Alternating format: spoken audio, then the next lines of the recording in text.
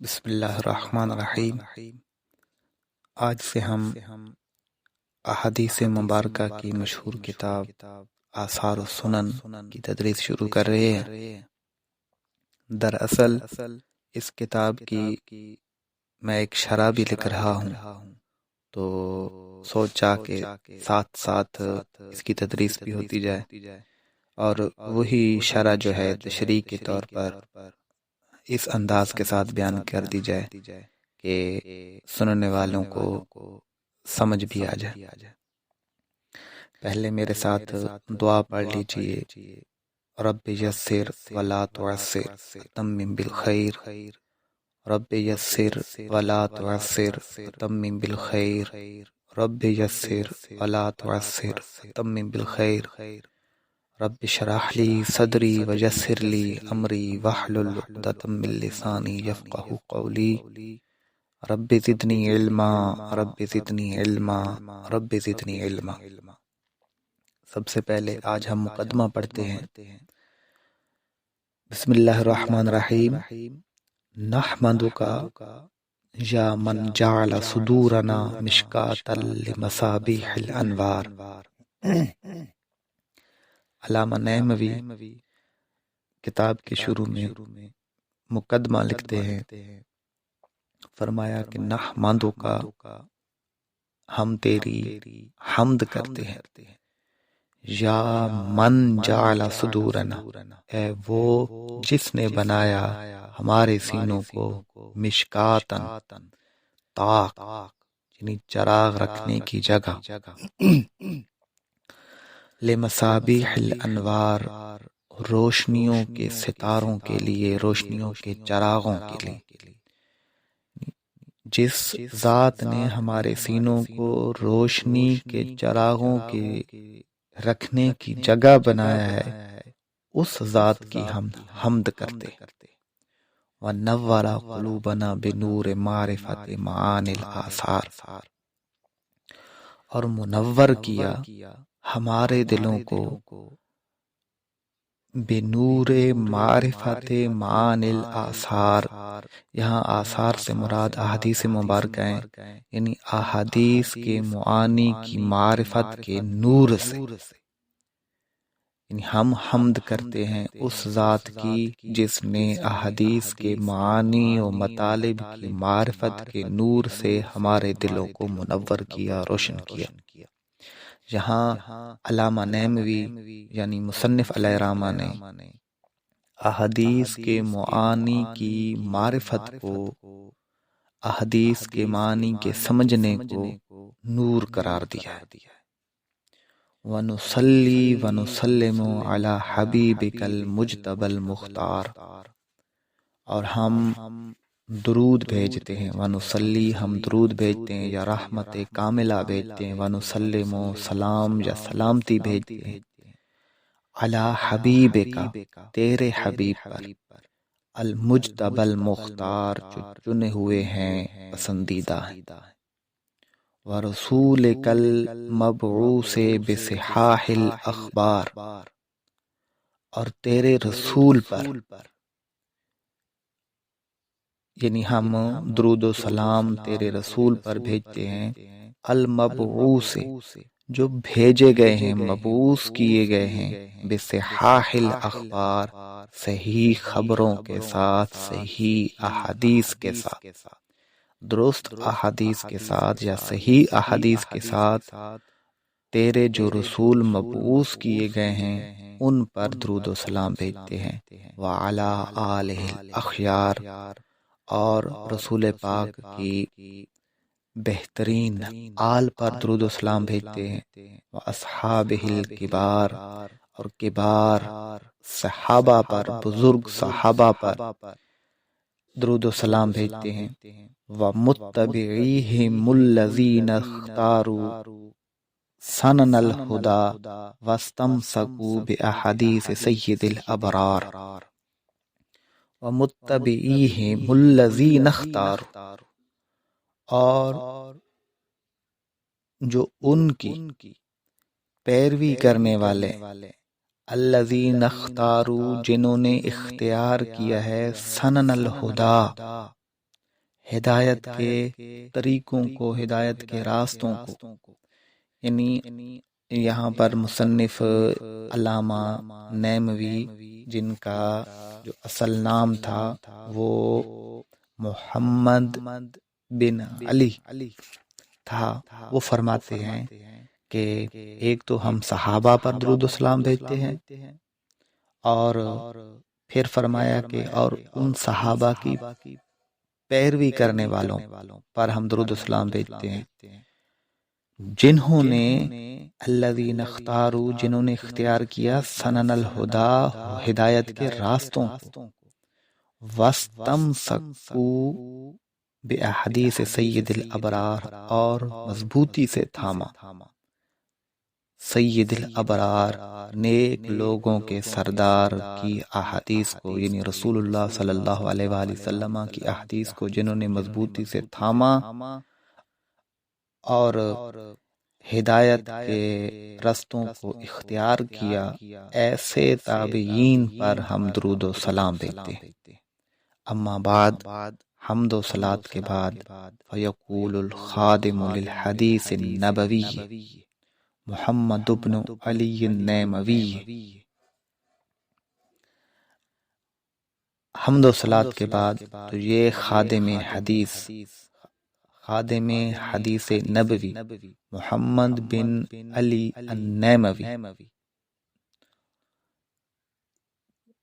کہتا ہے کہ ان هذه نبذة من الاحادیث والآثار، کہ بے شک یہ مجموعہ ہے احادیث اور آثار کا، یعنی احادیث کا۔ ایسے آگے ہم ابھی تشریح میں بتلائیں گے، آثار کے بارے میں مختلف اقوال ہیں، یعنی صحابہ کرام کے اقوال افعال کو بھی اثر کہا جاتا ہے۔ تو یعنی یہ جو کتاب ہے یہ احادیث اور آثار کا مجموعہ ہے۔ جملۃ من الروایات والاخبار، یہاں بھی جملۃ اور پیچھے نبذۃ، یہ یعنی اس کتاب کے یہاں ان سے کتاب مراد ہے، یہی مجموعہ مراد ہے۔ جملۃ اور مجموعہ ہے من الروایات والاخبار، روایات اور اخبار کا، یعنی احادیث کا۔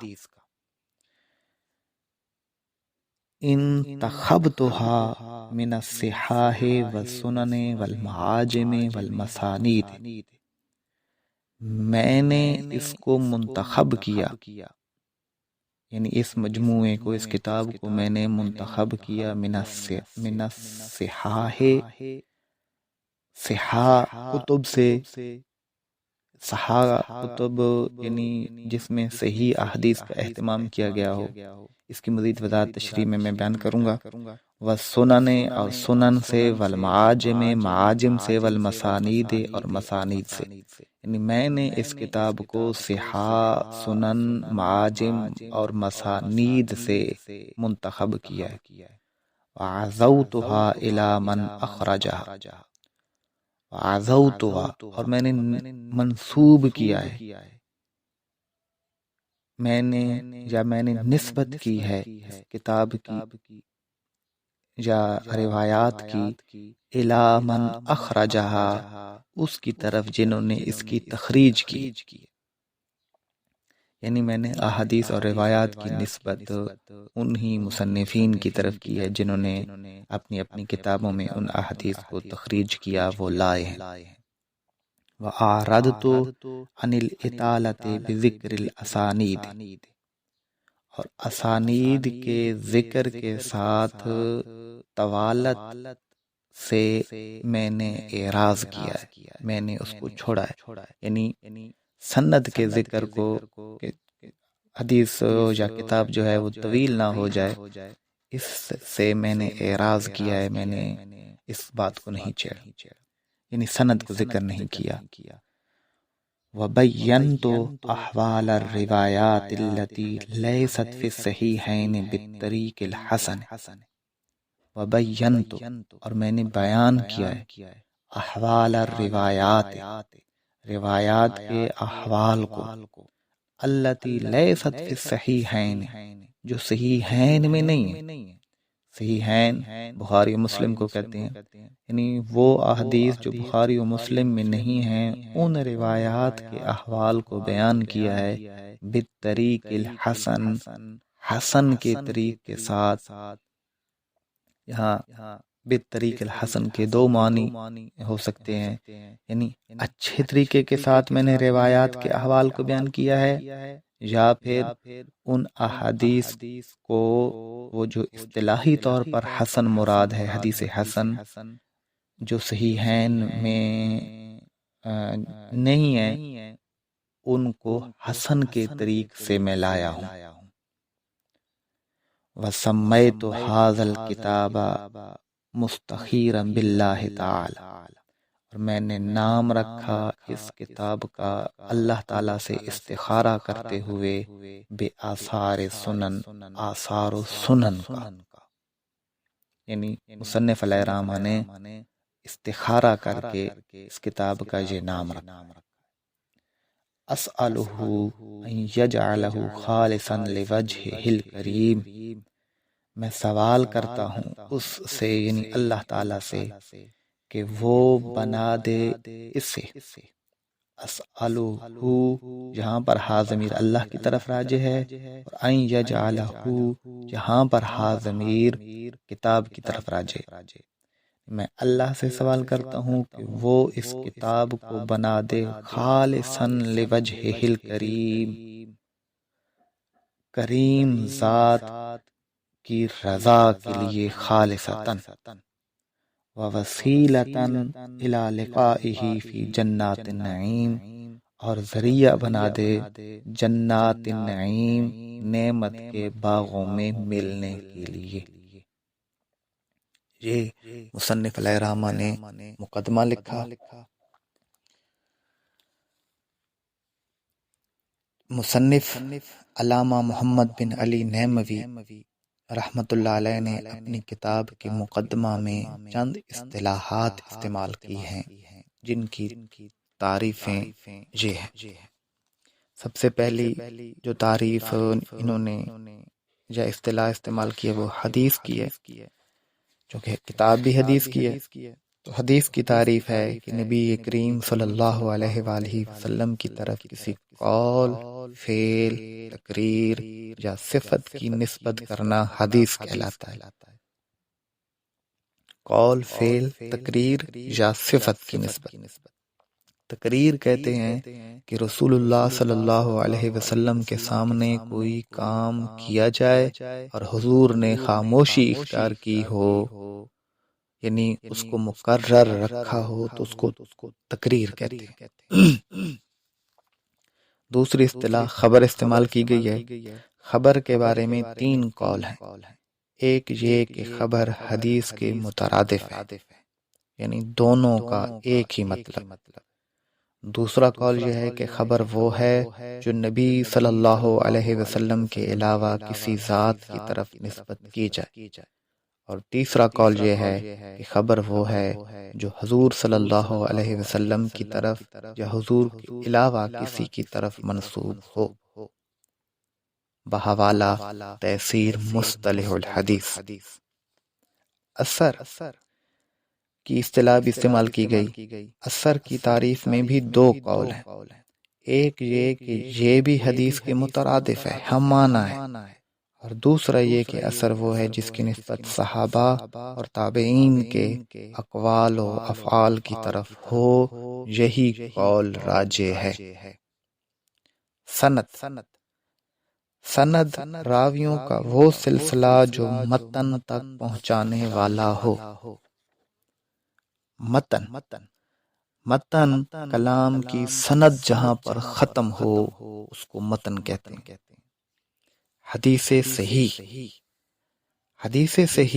حدیث کی سند متصل ہو، راوی عادل و ضابط ہو، اور حدیث میں شذوذ و علت بھی نہ ہو، اس کو حدیث صحیح کہتے ہیں۔ صحہ یعنی کتابوں کے نام آئے تھے، صحہ کی اصطلاح استعمال ہوئی تھی، حدیث کی وہ کتاب جس میں احادیث صحیحہ کا التزام کیا گیا ہو، اہتمام کیا گیا ہو، جیسے صحیح بخاری اور صحیح مسلم۔ اور یہ بھی یاد رکھیں کہ بخاری شریف میں ساری کی ساری احادیث صحیح نہیں ہے، بس یہ ہے کہ صحیح کا التزام کیا گیا ہے۔ سنن، جس کتاب میں فقط احکام سے متعلق احادیث ہوں، جیسے سنن ابو داؤد۔ معاجم، جس کتاب میں ترتیب شیوخ سے احادیث لائی جائیں، جیسے معجم طبرانی، یعنی اساتذہ جو محدثین کے تھے، جو شیوخ تھے، اس ترتیب کے ساتھ جو احادیث لائی جاتی ہیں تو ان کو معاجم کہتے ہیں۔ مسانید، جس کتاب میں ترتیب صحابہ سے احادیث لائی جائیں، جیسے مسند احمد بن حنبل۔ اب اس میں سب سے پہلے خلفائے راشدین میں سے حضرت ابوبکر صدیق رضی اللہ تعالیٰ عنہ کی روایات موجود ہیں، پھر حضرت عمر رضی اللہ تعالیٰ عنہ کی، حضرت عثمان کی، پھر حضرت علی رضی اللہ تعالیٰ عنہ کی۔ اسی درجے کے اعتبار سے انہوں نے احادیث کو روایت کیا۔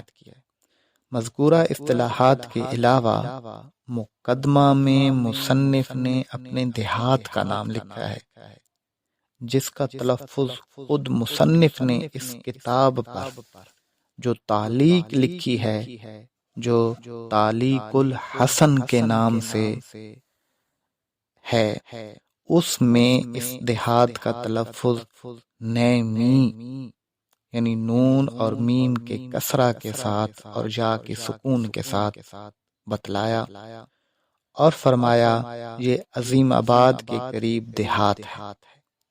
نیمی سے پھر یہ نیموی پڑھا جاتا ہے، یعنی جب نسبت کے لیے واو آتا ہے تو میم پر فتح پڑھا جاتا ہے۔ مصنف علیہ الرحمہ نے ہر حدیث کے آخر میں حوالہ کے طور پر حدیث کی کتابوں کو ذکر فرمایا ہے، لیکن اختصار کے پیش نظر اماموں کے اسماء کا ذکر نہیں کرتے، بلکہ شیخان، ثلاثہ، اربعہ، خمسہ، ستہ اور جماعہ کے الفاظ سے ائمہ حدیث کا ذکر کرتے ہیں۔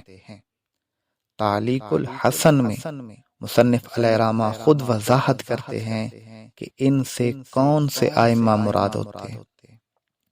یہ جو اصطلاحات ہیں یہ یاد رکھنی چاہیے، کیونکہ آگے ہر حدیث کے تقریباً ہر حدیث کے آخر میں یہی الفاظ استعمال ہوں گے، تو مصنف کی ان الفاظ سے کیا مراد ہے وہ یاد ہونی چاہیے۔ شیخان کے لفظ سے امام بخاری اور امام مسلم مراد ہوتے ہیں۔ ثلاثہ سے امام ابو داؤد، امام نسائی اور امام ترمذی مراد ہوتے ہیں۔ اربعہ سے امام ابو داؤد، نسائی، ترمذی، ابن ماجہ مراد ہوتے ہیں۔